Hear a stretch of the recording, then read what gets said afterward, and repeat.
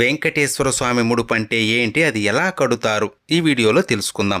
పిలిస్తే పలికే కలియుగ దైవం, కోట్లాది భక్తులకు ఇలవేల్పు, ఆపద మృక్కులవాడు, అనాథ రక్షకుడు, కొలిచిన వారికి కొంగు బంగారమైన ఆ శ్రీనివాసుడే కష్టాన్ని కడతీర్చే దైవం అని భావించి స్వామివారికి తమ కోరికలు చెప్పుకొని ముడుపు కడతారు. స్వామివారికి ముడుపు శనివారం ఉదయం దీపారాధన చేసి ముందుగా వినాయకుడికి మీ కోరిక చెప్పి స్వామికి ముడుపు కడుతున్నాను, సంకల్పం నెరవేరాలి అని కోరుకుని ఒక తెల్లని బట్టకి పసుపు తడిపి ఆరబెట్టి బట్టకి 4 వైపులా కుంకుమ పెట్టి అందులో 11 రూపాయలు లేదా స్థాయిని బట్టి కొంత డబ్బును స్వామిని స్మరించుకుంటూ పెట్టి మీరు ఎందుకు ముడుపు కడుతున్నారో మనస్ఫూర్తిగా భక్తిగా స్వామికి చెప్పుకొని డబ్బు పెట్టిన పసుపు బట్టకి 3 ముడులు వేసి స్వామి ఫోటో లేదా ప్రతి ముందు పెట్టాలి.